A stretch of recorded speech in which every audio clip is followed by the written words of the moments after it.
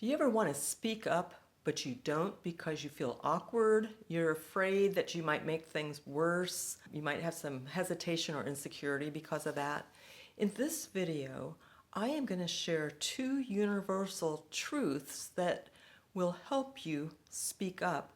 And then I'm going to provide you with 4 different ways to begin that speaking up so that you can have productive conversations and you don't go away thinking, gosh, I wish I would have said that. So I'm Karen Valencic. I am the author and founder of Spiral Impact, the Power to Get It Done with Grace. So my work is all grounded in a martial art called Aikido. And the first universal truth has really come full circle for me in that art. What we learn is when there's something that's there that we might be afraid of, that we feel like might be attacking us in some way, we move into it. We move offline and into it. We call that entering, or arimi. I love that word, arimi. Enter. And so we get closer to it rather than standing out here where we could get hit or punched or kicked or whatever. So we move in toward it. That has really brought to life the universal truth of keep your friends close and keep your enemies closer. Now, not to say that who you are speaking to is an enemy.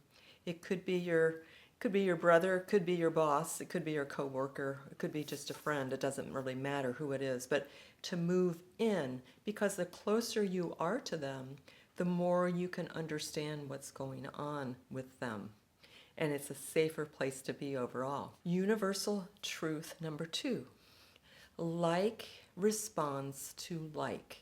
So if you move in fighting, you will get a fight back. If you don't move in at all and you freeze or you flee, you don't get anything. If you lean in, which I really don't like that idea of leaning in, you will get resistance because that's a way of pushing. In this work, it's about stepping into and being there present. You don't have to lean or fight or any of that. It's enter into. So remember, you want to enter in, and like responds to like. So these 4 tips I want to give you in terms of how to begin that conversation is the first one is really important, and a lot of people forget this or they're not conscious of it. But you want to be really clear on what is your intention. We are in a very divided climate in our country right now, which is the United States is where I am. But it really doesn't have to be a political conversation. It could be anything. But having clear intention on what it is that you want to happen. Are you wanting to make the other person wrong? If that's the case, they will know that, and you will get a reaction because, again, like responds to like. Or are you sincerely interested in that person's perspective? You got to think that through. Other things about intention is, I want to make sure that our organization provides the best customer service to our customers. That's an intention. Another intention could be, I want to see if we can do this the most efficiently as possible. Have you rethought of this? So you want to think about intention. What is that intention?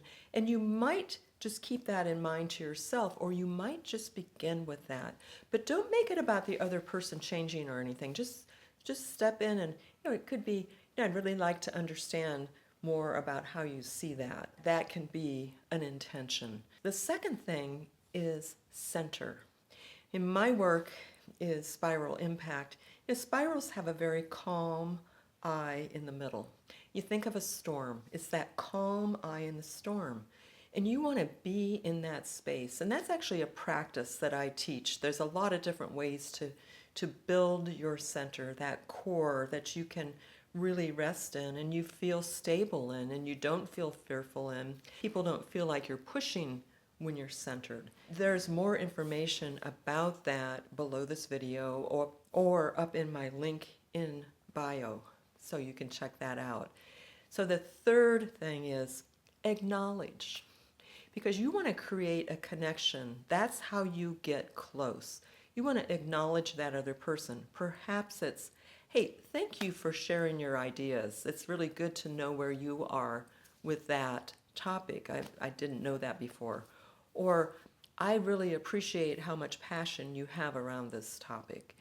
So those are ways of acknowledging somebody, is just to maybe repeat what you heard them say and thank them for that. Even if you don't agree with them, it's okay. Just thank you for letting me know that. Acknowledge them in some way. This must be really difficult for you. I can understand how you feel like you do. So those are ways of, again, creating that connection that you want to enter into. So the fourth thing is to ask open-ended questions.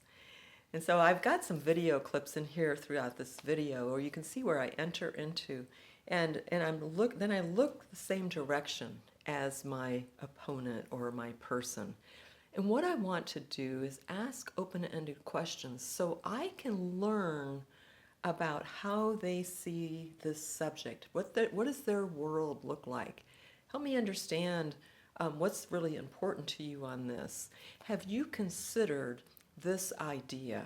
All these kinds of questions, things that are not why questions, because that tends to create more of a defense, but how, where, when did you first come to this conclusion?